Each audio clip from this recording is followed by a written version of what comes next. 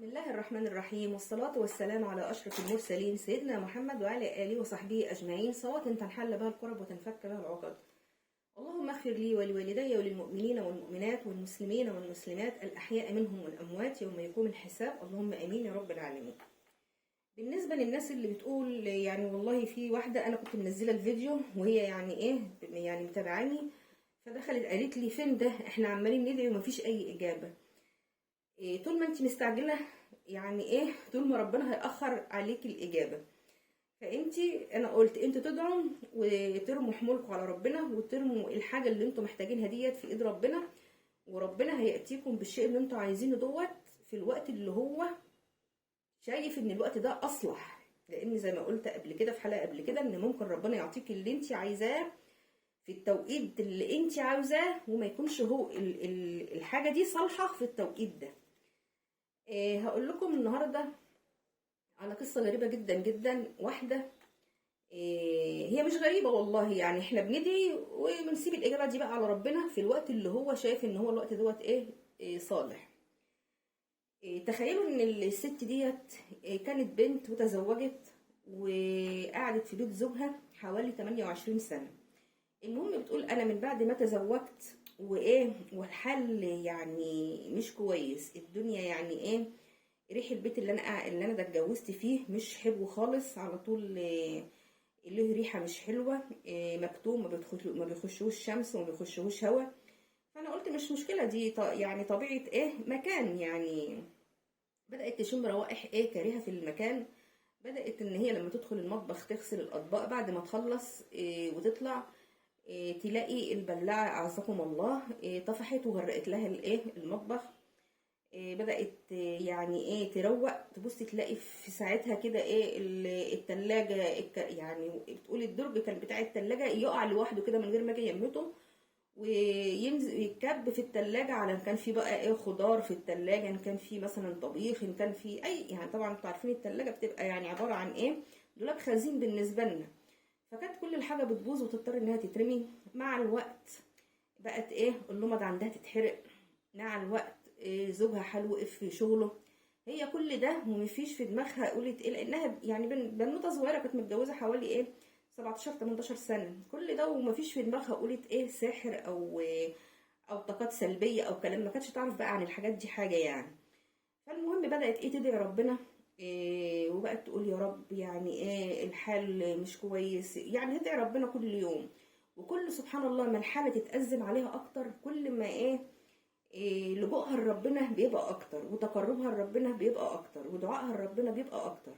سبحان الله كانت تقول اقعد ادعي ربنا كده في الوقت السحر اللي هو الثلث الاخير من الليل، اصلي وادعي ربنا، وفعلا تاني يوم الاقي ربنا رزقنا من وسع، يعني في خير جالها من اي حته بقى، من والدها بعت لها، من اخواتها، زوجها جاله شغل وجاله من الشغل دوت يعني مبلغ كويس.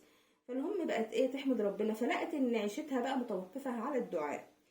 كل يوم تصلي وتدعي ربنا يرزقها، ما تدعيش الرزق يتقطع. فهي قالت هو في انا تعبت يعني ومليت من كتر الدعاء ده. انا حاسه يعني، وبقت تقول انا يعني مش مليت ان انا يعني متكبره على الدعاء، لا انا مليت ان انا مستحيه. شوفي لما يكون حد وبتطلبي منه كل يوم، لو والدك حتى وبتطلبي منه مثلا كل يوم مصروفك بتبقي مكسوفه. فبتقولك بقى يعني ان انا كل يوم اقف لربنا كده واتذلل واقعد ادعي، فانا محرجه يعني ان انا كل شويه اطلب من ربنا. بدات يعني الدنيا تسود في عينيها، وتقول هو ليه انا كده؟ ما الناس كلها عايشه، والناس كلها ازواجها بتشتغل ورزقهم بيجي لهم وبيصرفوا على بيوتهم، ليه حياتي كده متدمره؟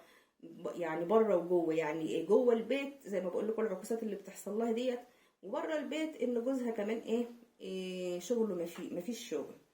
بقت يعني واحده زي ديت تقول لك يعني طبعا ان انا مثلا اطلب الانفصال، لا، لان انا شايفه زوجي بيسعى بينزل ويروح شغله بس مفيش رزق بيجيله، هو بيعمل اللي عليه مش قاعد في البيت ومكبر، لا. وسبحان الله كل ما جوزها يغير المهنه برضه الرزق واقف، مفيش رزق، يعني ما بيبيعش زي الناس ما بتبيع، وما كانش موظف. فالمهم فضلت تدعي ربنا تدعي ربنا، وبرضه مفيش اجابه الا يا دوبك قطرات كده، يعني ربنا بيبعت لها رزق زي ما قلت لكم يعني يومي تدعي ربنا النهارده ربنا يبعت لها رزق بكره. يعني مش مثلا رزق بقى ان يبقى شغل دايم لزوجها او رزق يبقى دايم، لا. فبدأت بقى ايه يعني تيأس ورجعت قالت لا انا مش هستسلم للشيطان. الشيطان إيه يعني عاوز يبعدني عن ربنا، ويمكن ربنا حطني في المأزق ده عشان ان انا اتقرب منه واكثر في العبادة وتلاوة القرآن وكده. وكانت دايما تسمع ان كل ما ايمانك يقوى كل ما تشتد عليكي الازمات. ففعلا كل ما كان ايمانها بيقوى بربنا وتتقرب لربنا اكتر واكتر وتتعمق بقى في الدين وتلاوة القرآن والتفسير، وبقت تقول يعني يعني دخلت بقى في الدين جامد. فسبحان الله كانت كل ما حالتها بتتأزم اكتر واكتر، لعند ما سبحان الله قالت يا رب انا يعني انا يعني منك واليك، يعني انت اللي جبت وانت اللي قادر تشيل، وانا يعني خلاص. بدأت ما بقتش تدعي بقى، هي خلاص بقى الطريق الصحيح بقى منهج حياتها. قيام الليل، الصدقات، مع ان هي كان يعني رزقها بسيط جدا بس كانت برضو بتتصدق، زكاة الفطر. يعني المهم كانت عاملة كل يعني يعني الفرائض اللي ربنا قال عليها والسنن وكل حاجة، مش سايبة بقى بصراحة اي حاجة يعني ما بتعملهاش. سبحان الله بتقول انا حسيت ان ممكن اللي احنا فيه دوت يكون سحر مع الوقت بقى، ولما بقت تسمع وطبعا كبرت بس قالت برضو انا مش هروح لحد، ربنا زي ما جاب زي ما هيشيل. وفعلا والله العظيم بتبص بقى لقت حالها يعني اتغير من حال لحال. بتقول الرزق بقى عندي يعني اقول لكم لعتبة الباب، يعني من حيث تحتسب ومن حيث لا تحتسب. طلعت يعني سبحان الله حجت.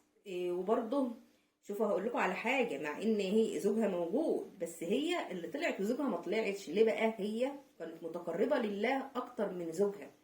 يعني زوجها كان بيقرا القران برضه كده، بس في ناس بتقرا القران ومش بتدبره، هو بيقرا وهي كانت تقول هو بيقرا وخلاص، مع انه هو ماسك المصحف على طول ليل ونهار بس بيقرا وخلاص. هي كانت بقى تقرا القران وتتدبر الايات، والايه اللي مش فاهماها تحاول تسال فيها وتفهمها وتعمل بيها.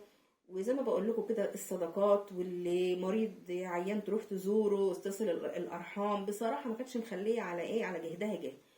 ربنا رزقها يعني من وسع. بقت ما شاء الله ربنا فتح لها يعني ابواب خير كتير جدا جدا، وبقت تقول انا مش عارفه الفلوس دي بتيجي منين يعني، ومش عارفه الرزق ده بيجي منين. سبحان الله ربنا بقى يسخر لها ناس ما تعرفهمش. بص تلاقي في رزق جاي كده شغل من تبعهم، رزق هديه كده من تبعهم. ومع ذلك ما كانتش بتحكي لحد على حياتها دي خالص، ما كانتش بتقول لا هو انا لما احكي للعبد العبد هيعمل لي ما ينوب اللي هيقعد مثلا يحكي مع ده ويحكي مع دوت وتبقى سيرتي على كل لسان، والناس شايفاني كبيره وانا مش عاوزه ابان قدام الناس ان انا صغيره. يعني صغيره في في ان يعني في المقام بقى ان هي مثلا محتاجه، ان هي ما عندهاش اكل قوت يومها حتى. فسبحان الله فبتقول انا قلت مثلا اقول لك القصه دي ان انت تقوليها عشان تعرفي الناس انه مهما الانسان طال بيه يعني طالت به الازمات لابد ان ربنا هيأجره الاجر، والاجر على قد الصبر. كل ما صبرتي كل ما يعني ربنا هديته ليكي هتكون اكبر واكبر. فاصبروا وان شاء الله ربنا ما بيضيعش اجر يعني الصابرين. ده غير كده وكده ان في الجنه باب يعني باب اللي هم الصابرين، يعني اسمه انا مش متذكره اسمه بصراحه دلوقتي، للصابرين. يعني باب في الجنه الصابرين هيخشوا منه باذن الله. ربنا يجعلني انا وانتم يا رب العالمين من اهل الجنه.